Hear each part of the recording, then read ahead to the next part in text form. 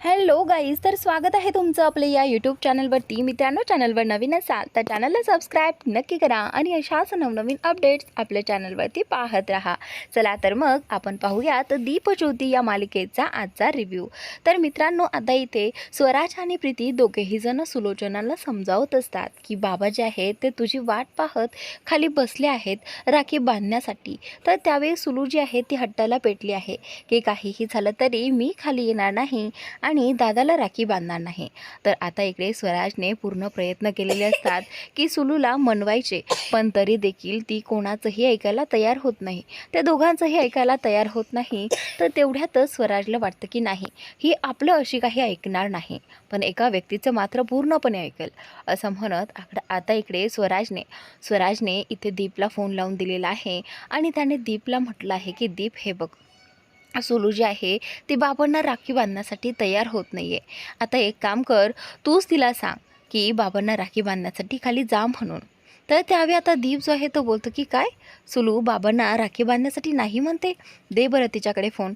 असं म्हणत आता इकडे स्वराजने तिच्याकडे फोन दिलेला आहे. इकडे आता दीप जो आहे तो बोलतो की सुलू, हे काय ऐकतोय मी, हे बघ, तू बाबांना राखी बांधणार आहेस हां. असं म्हणत आता सुलू म्हणत असते की नाही दीप, जर त्याला माझ्या मनातली इच्छा कळत नसेल, माझं मन त्याला वाचता येत नसेल, तर नाही, त्याला माझं काहीच ऐकायचं नाही आहे, मग मी नाही बांधणार त्याला राखी. जर तो हट्टी आहे तर मीही हट्टीच आहे. तर त्यावेळी आता दीप जो आहे तो बोलतो की हे बघ सुलू, तू असं नको करूस. तुला माहिती आहे का, या राखीची किंमत मी आत्ता माझ्या डोळ्यांनी पाहून आलो आहे. तर त्यावेळी आता सुलोचना जी आहे ती दीपचं बोलणं ऐकत असते आणि इकडे दीप म्हणत असतो की तुला माहिती आहे, आत्ता मी ज्योतीच्या घरून आलो आणि ज्योतीच्या घरी त्या तिघीही जणी अभिच्या फोटोसमोर उभ्या होत्या.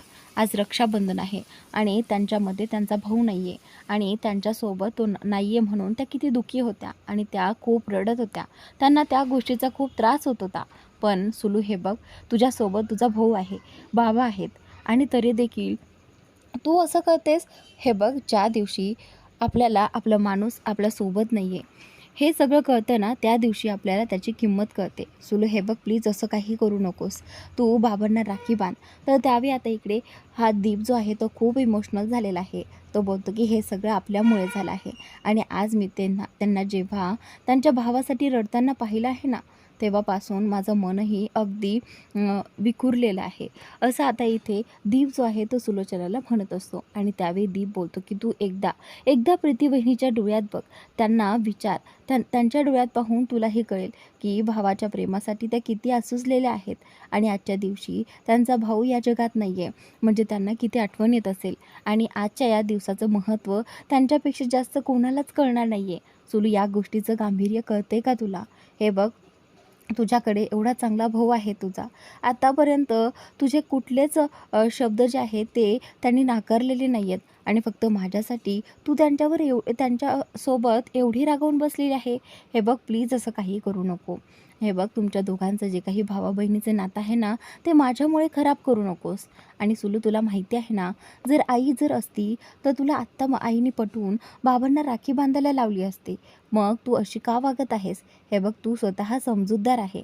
तू आई गेल्यापासून सगळं काही केलं आहे आमचं आणि बाबांचा तू आधार आहेस. जर तूच बाबांशी अशी रुसून बसलीस तर बाबा किती हर्ट होतील, बाबांना त्या गोष्टीचा किती त्रास होईल. सुलू, ही गोष्ट तुझ्या लक्षात का येत नाही आहे? तर त्यावेळी आता सुलू जी आहे ती बोलते की हे बघ, जर त्याला माझं मन कळत नाही आहे तर मी काय करू, तू सांग ना दीप. त्यानेही मला समजून घ्यायला हवं ना. तर आता दीप जो आहे तो बोलतो की हे बघ सुलू, मला बाकीचं काहीही ऐकायचं नाही आहे. हे बघ, माणसाकडून चुका होतात, पण तरीही त्या चुकातूनच माणूस सुधारतो ना. आणि सुलू, तूच असं म्हणतेस ना की एकदा माफ केलं की दुसऱ्यांदा तशी चूक होत नाही आहे, तर तू पुढाकार घे ना, बाबांना तू माफ करून टाक ना गं. तर त्यावेळी आता सुलू जी आहे ती बोलते की हे बघ, तू जे काही बोलतोयस ना ते मला काहीच ऐकायचं नाही आहे. याआधीही या दोघांचा प्रयत्न करून झालेला आहे, पण मला तुझं काही एक ऐकायचं नाही आहे आणि मी या रूमच्या बाहेर जाणार नाही. तर त्यावेळी आता इथे हा जो दीप आहे ना तो बोलतो की सुलू, तू असं करणार नाही आहेस. हे बघ, तुला माझी शपथ आहेस, तुला बाबांना राखी बांधण्यासाठी खाली जावंच लागेल.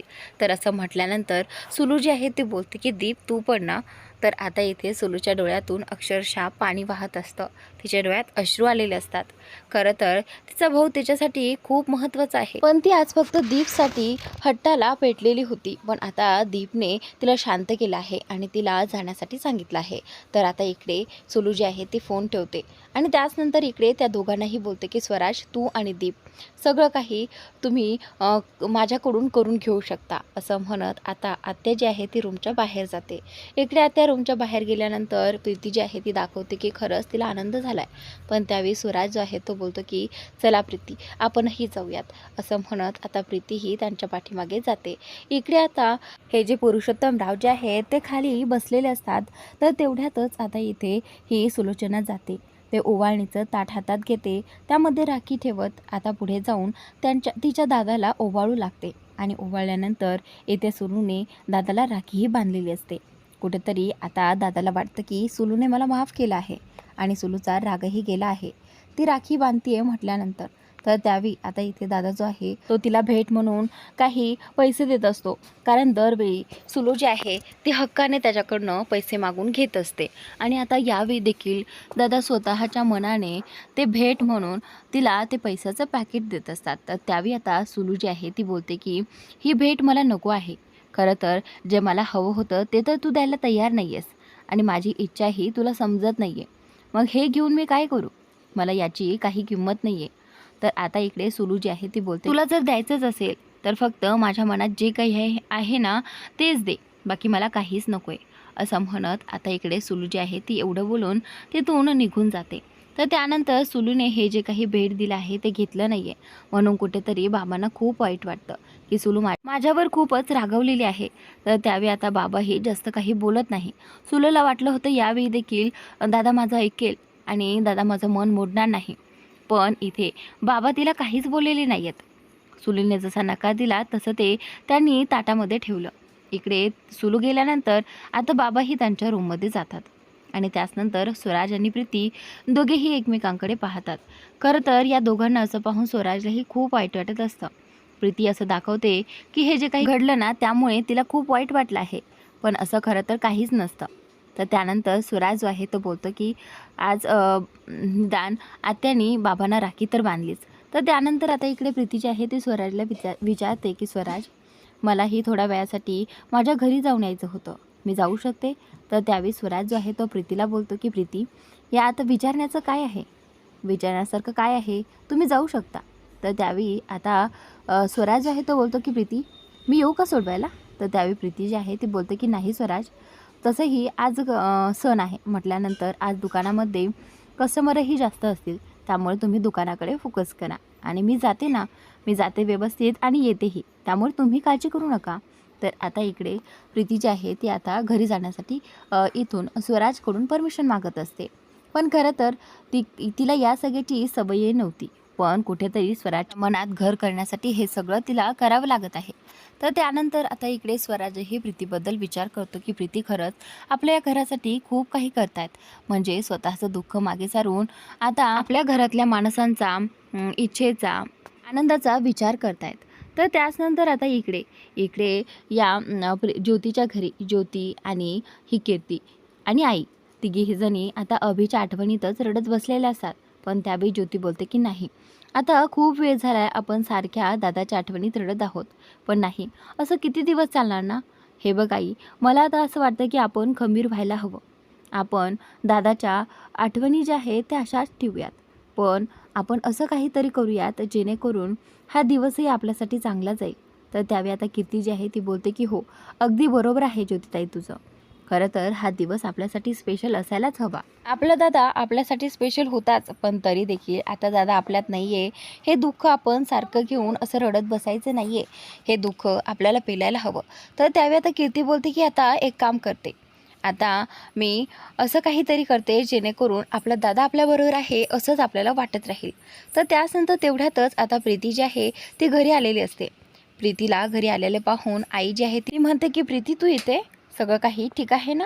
तर त्यावेळी आता प्रीती जी आहे ती बोलते की हो आई, सगळं काही ठीक आहे, पण माझं मन म्हटलं की एकदा घरी जाऊन यावं.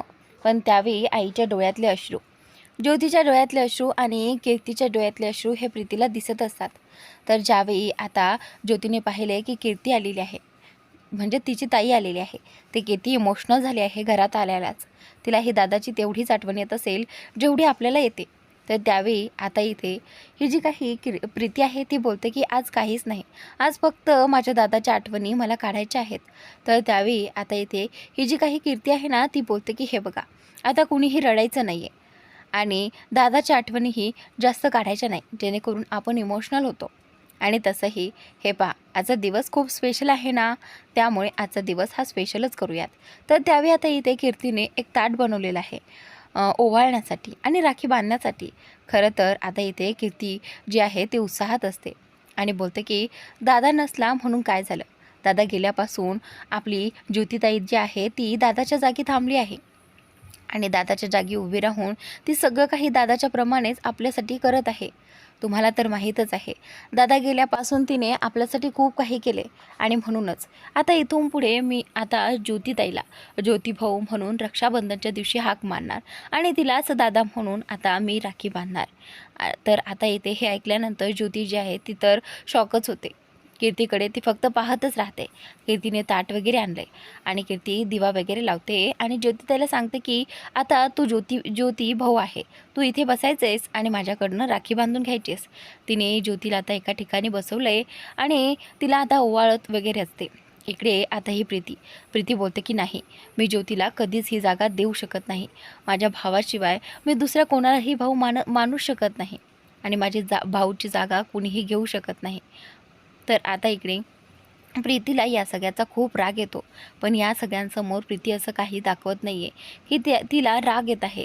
तर आता आई जी आहे ती बोलते की अगदी बरोबर बोलतेस कीर्ती, तू आपला अभि गेल्यापासून ज्योतीनेच तर या घरातली कर्तव्य सगळी एकदम तिच्या दादासारखीच निभावलेली आहे आणि म्हणूनच खरं तर हा मान तिला मिळायलाच हवा. तर त्यावेळी आता ज्योती जी आहे ती बोलते की खरंच मी या घरासाठी एवढं काही करू शकते का, दादासारखी मी कर्तव्य पार पाडली आहेत का, तर दादा जेवढं करायचा तेवढं मी करू शकते का, असं आता ज्योती जी आहे ती स्वतःच मनाला विचारत असते.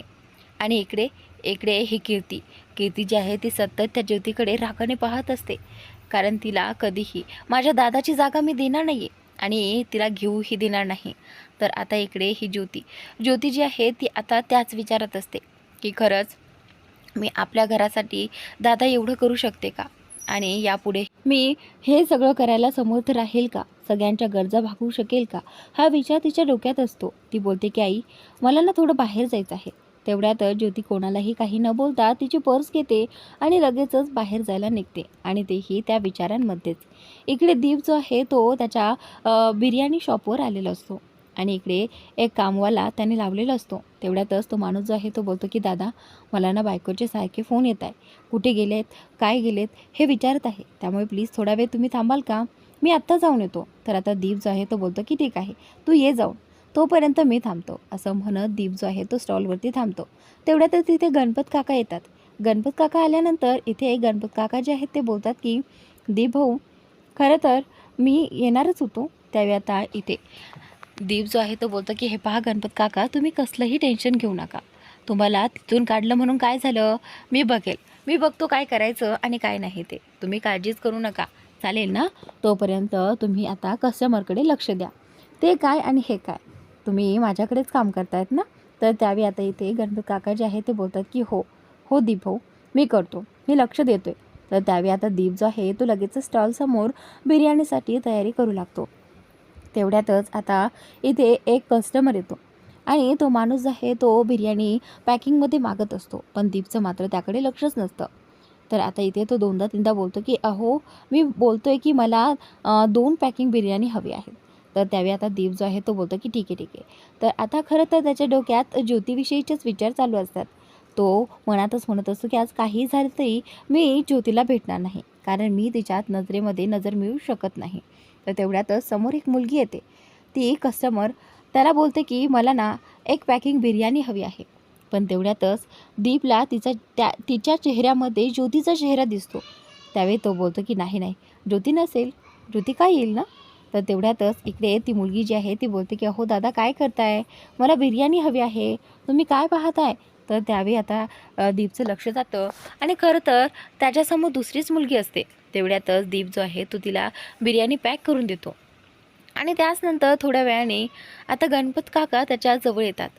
जवळ आल्यानंतर दीपला जे आहे ते बोलतात की खरंच दीप भाऊ, आपला जो काही स्टॉल आहे तो चांगला चालला आहे बरं का. तेवढ्यात समोरून येताना त्याला ज्योती दिसते. पण यावेळी खरंच ज्योती आलेली असते. पण दीप जो आहे तो बोलतो की नाही नाही, माझा कदाचित भास असेल, आत्तापर्यंत जसा होत होता तसा ज्योती कशाला येईल ना. तर त्यावेळी आता दीप जो आहे तो त्याच्या कामाला लागतो. पण खरंच जवळजवळ येत सारखं दीप पाहत असतो, पण ज्योतीच असते. ज्योती असल्यामुळे आता गणपत काकाला इथे दीपने सांगून ठेवलं आहे की काका, ज्योती आली आहे, पण तिला हे कळू देऊ नका की मी इथे आहे ते. तर तेवढ्यातच ज्योतीने गणपत काकांना पाहिलं आहे स्टॉलवरती. ती बोलते की गणपत काका, तुम्ही इकडे. तर त्यावेळी आता काका बोलतात की हो ज्योती, खरं तर तिकडे मी कामाला नाही आहे ना, म्हणून मी इथे आलो आहे. आणि मला दीप भाऊ म्हटले की तिथे जेवढं पेमेंट मिळत होतं ना, इथेही तेवढंच पेमेंट देईल. मग हे काम काय आणि ते काम काय, कुठलंही काम तर मिळतं आहे ना. तर आता इथे ज्योती जी आहे ती बोलते की हो काका, अगदी बरोबर आहे. अशीच दीपला साथ देत राहा, असं ज्योती बोलते. आणि त्यानंतर आता इकडे गणपत काका जे आहे ते बोलतात की अगं, तुला उशीर होईल ना दुकानामध्ये जाण्यासाठी. तर आता ज्योती बोलते की हो हो, मी जातच आहे, पण दीपला सांगा मी आल्यावर की मी आले होते. इकडे दीप जो आहे तो ज्योतीला पाहतो आणि ज्योतीला पाहून तो बोलतो की ज्योती, मला माफ कर. खरं तर आज मी तुझ्यासमोर, डोळ्यासमोर नजरेला नजरही मिळू शकत नाही, म्हणून मला तुला खरं तर भेटायचंच नाही आहे. आजचा दिवस एकदा गेला की मी तुझ्याशी बोलू शकतो, कारण मला तुझा तो चेहराच पाहवत नाही आहे, तुझा रडवेला चेहरा आणि तुला झालेला त्रास मला अजिबात पाहवत नाही आहे, असं आता इथे दीप मनातली मनात म्हणत असतो.